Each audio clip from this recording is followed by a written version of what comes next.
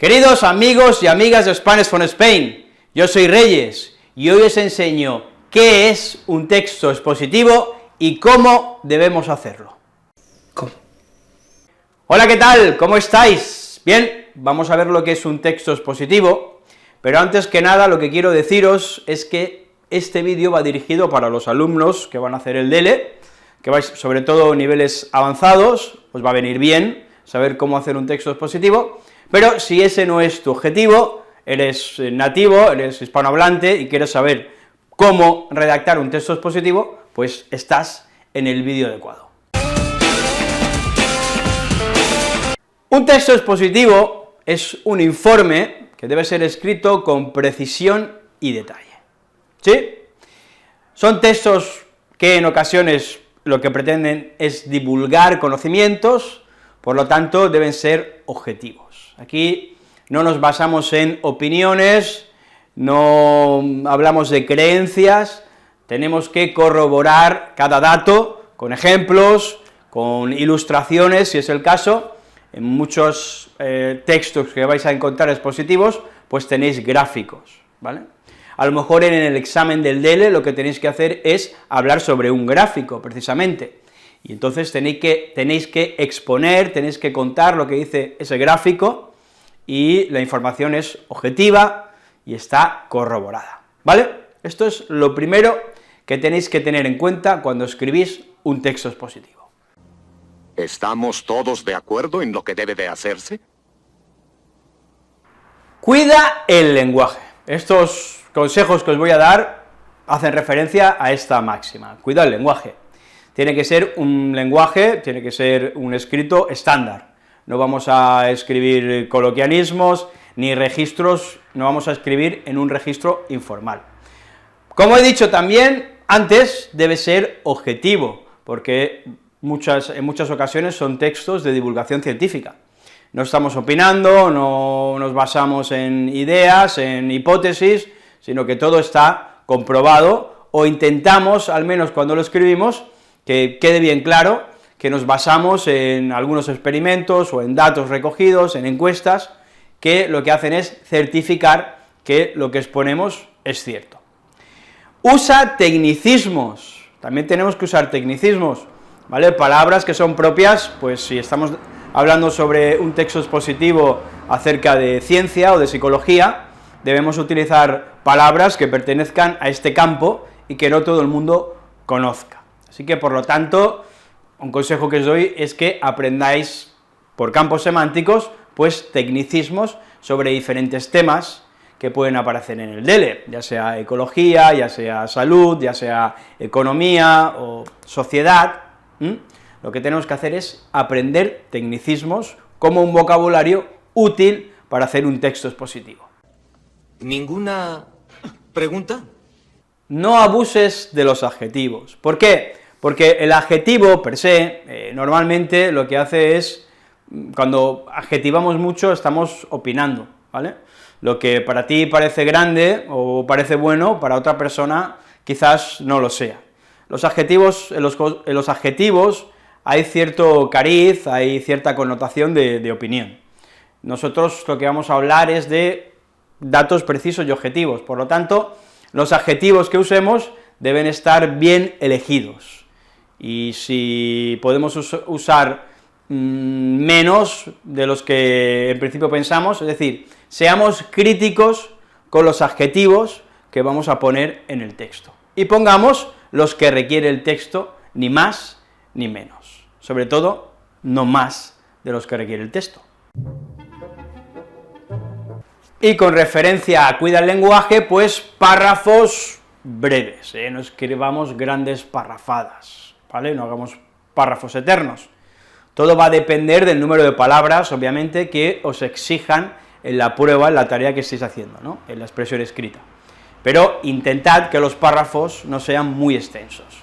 Podéis dividir un párrafo largo, por ejemplo, en 2 o en 3, si es muy largo.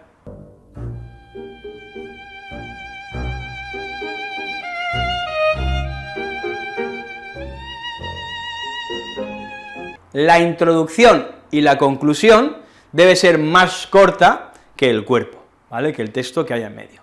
En la introducción, pues, decimos de lo que vamos a hablar, y en la conclusión, pues, rematamos el artículo, por ejemplo, haciendo un pequeño resumen de lo que hemos expuesto, o hablando de la idea o ideas principales del texto expositivo.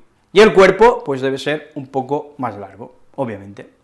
¡Hombre, claro! Bueno, esto no debería decirlo, ya debéis tenerlo muy claro, ¿vale? Pero, bueno, yo lo voy a repetir, porque siempre hay algún despistado o despistada que se olvida en el último momento de revisar la ortografía. Cuando acabéis de escribir el texto, si os quedan algunos minutos, intentad que os queden algunos minutos finales para revisar el texto y comprobar si hay algún fallo ortográfico, ¿vale?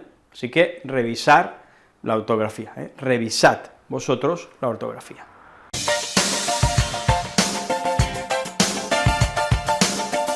Evita repeticiones, ¿vale? No repitas constantemente la idea y todo el tiempo.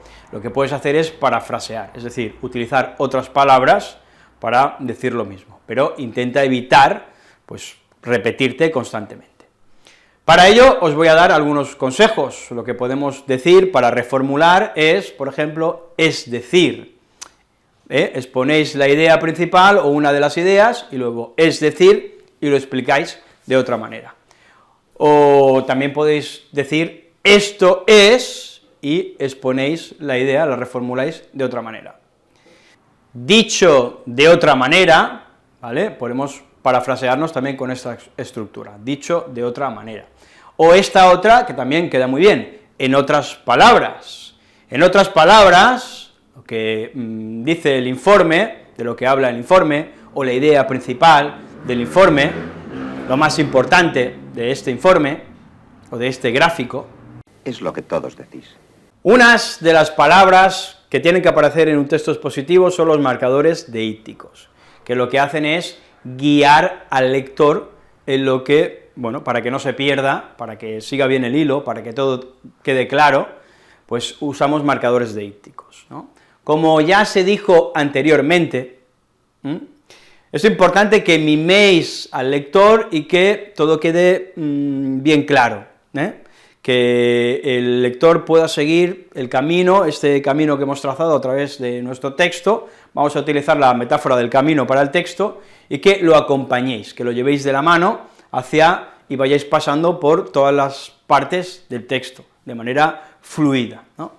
Para ello, los marcadores deícticos, como dije anteriormente, por ejemplo, como ya se dijo, también hay deícticos que son para el futuro, para lo que vamos a escribir, y también son aconsejables en este tipo de textos. Por ejemplo, podemos decir, a continuación señalamos, o a continuación señalaremos, véase en el siguiente gráfico, por ejemplo, ¿no? O véase en la siguiente idea. Es un deíptico de futuro, que lo que hace es, pues, darle homogeneidad, lo que hace es homogeneizar el texto, ¿vale?, que todo quede bien estructurado en el texto, y que, bueno, pues para el lector sea fácil seguir la lectura sin perderse. Predominan las formas verbales impersonales, porque como no estamos hablando de opiniones, aquí lo importante no es el yo, obviamente. Entonces, por esta razón, por este motivo, es común que aparezcan formas verbales impersonales. Como se puede ver en el gráfico, y aquí estamos utilizando una forma impersonal, se puede ver, es posible verlo, ¿no? O se infiere de lo expuesto, es decir, que podéis sacar ciertas conclusiones de lo que se ha expuesto, ¿no?, o que dentro de lo que se ha expuesto podemos sacar estas otras ideas, ¿no? Se infiere de lo expuesto, o se infiere del gráfico, del texto, y lo que estáis haciendo es utilizar verbos impersonales, formas impersonales, que son formas más generales, menos donde no implicamos a la primera persona, porque cuando usamos a la primera persona, o es recomendable utilizar la primera persona, por ejemplo, cuando contamos una historia, ¿no?, y se cuenta en primera persona, o cuando opinamos, es un artículo de opinión, pues entonces debe quedar claro, o es común, que utilicemos la primera persona del singular, ¿no?, el yo. Pero, en este caso, hablamos de un texto expositivo, tiene que ser objetivo, tiene que ser claro, preciso, tiene que dar la apariencia de ser un texto científico, de no haber suposiciones o hipótesis sin comprobar o opiniones personales, ¿no?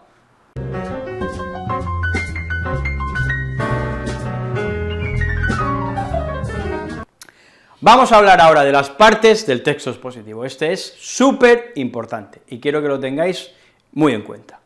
Primero vamos a hacer una introducción, esta es la primera parte, donde debemos responder estas ideas: el qué de lo que estamos exponiendo, el por qué y el cómo, ¿vale? Tratad de contestar a estas tres preguntas en vuestra introducción en el texto. Luego tenemos la parte del desarrollo, donde lo que vamos a hacer es, pues, desarrollar o hablar de las ideas que hay en el texto, de la idea principal, en primer lugar, por supuesto, si hay alguna otra idea principal que es muy importante también, pues en este orden, y luego de otras ideas secundarias que puedan haber también, de las que queramos hablar en el escrito.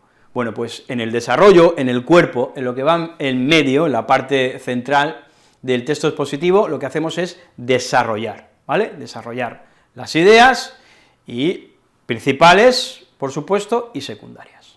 Y, como conclusión, pues, debes tener un cierre, donde lo que haces es resaltar los aspectos principales que se han desarrollado en el texto.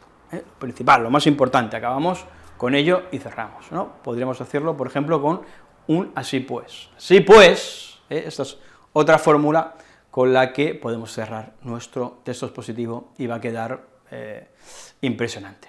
Que lo lea se va a quedar, pues, impresionado si seguís todos estos consejos. Debemos utilizar organizadores, operadores y conectores. De todo eso os voy a hablar ya en un segundo. Bueno, son elementos que lo que hacen es enlazar, lo que hacen es, pues, todas las articulaciones con las que cuenta nuestro texto, que no suenen, no se vean oxidadas, y hagan, ¿no?, sino que todo fluya, todo se mueva como, pues, como una totalidad, y quede todo bien encajado, bien enterito, bien presentadito, ¿no? Importante para ello utilizar estos conectores y organizadores del texto. Organizadores, bueno, pues primero, o en primer lugar, o un segundo, el tema que vamos a desarrollar, por ejemplo, es otra manera de hacer que las ideas vayan, estén ordenadas y que para el lector todo esté pulcro, el texto esté aseado y dé gusto leerlo. Esto, pues, va a dejar una muy buena sensación en el lector o en el examinador. Los conectores también lo que hacen es enlazar las diferentes ideas, los diferentes puntos del texto. Tenemos conectores de adición, como por ejemplo el además, o el también. Tenemos conectores de explicación, es decir, lo que significa, serían dos conectores de explicación, o de comparación y contraste, con un pero, como si, o del mismo modo, ¿vale? Estos conectores nos van a ayudar también a hacer comparaciones, porque a lo mejor tenéis un gráfico donde hay diferentes elementos que se pueden comparar. Es común también en los textos expositivos, pues, tener que comparar ideas, o tener que comparar diferentes escuelas, diferentes elementos, ¿no? Entonces los organizadores, los conectores de comparación, de contraste, nos van a venir muy bien. Conectores de causa-efecto. Por ello, por esta razón, en consecuencia, para hablar de las causas o de los efectos que tienen lugar en una investigación, por ejemplo. Conectores de condición, en el caso de que, siempre que se cumpla esta característica, por ejemplo, en el caso de que se cumpla esta característica. Conectores de finalidad, como el para qué, a fin de qué, y el último consejo que os quiero dar es el del evitar, palabras baúl. ¿Qué son palabras baúl? Pues son palabras, por ejemplo, el verbo hacer es un verbo que se puede utilizar en muchos contextos, pero es poco preciso. Las palabras baúl son palabras que se utilizan siempre, que son muy comunes porque son muy generales, ¿no? Entonces, a veces tenemos que recurrir a ellas, sobre todo cuando hablamos, pero en un escrito debemos tratar de evitarlas y tenemos más tiempo para pensar en palabras más precisas, ¿no? Podemos evitar hacer, el verbo hacer, o el verbo tener, podemos evitar también la palabra cosa, no queda muy bien en un escrito divulgativo, en una tesis científica. Os adelantaré una cosa, ¿vale? Y cuénteme cosas, monsieur, no esté siempre callado, boyón. ¿Hay cosas que no están bien? No, hay cosas que nunca han estado bien. Cosas de fondo. Tú no vas a decirme esas cosas. Bueno, ahí está la cosa. Y eso, que evitemos palabras baúl, palabras que son muy comunes. En este caso, son excesivamente comunes y dan un aspecto de vulgaridad al texto.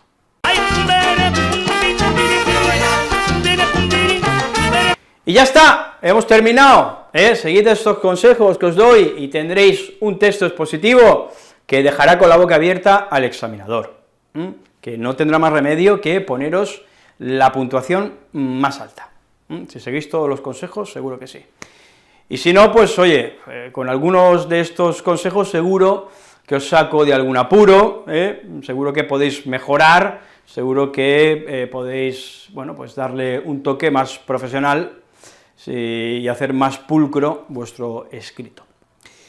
Ya está, ahora me tengo que despedir, pero no me voy a despedir porque esto es YouTube, porque todos los youtubers lo decimos, que tenéis que darle al like, que tenéis que suscribiros y que tenéis que compartir. Parlophone Spain, probablemente el mejor canal de español del mundo mundial y del mundo online también. Pues eso, que os suscribáis, hombre, que vais a ver más vídeos y que vais a aprender un montonazo. Que tengáis una semana maravillosa, os quiero mucho, ¡viva el español!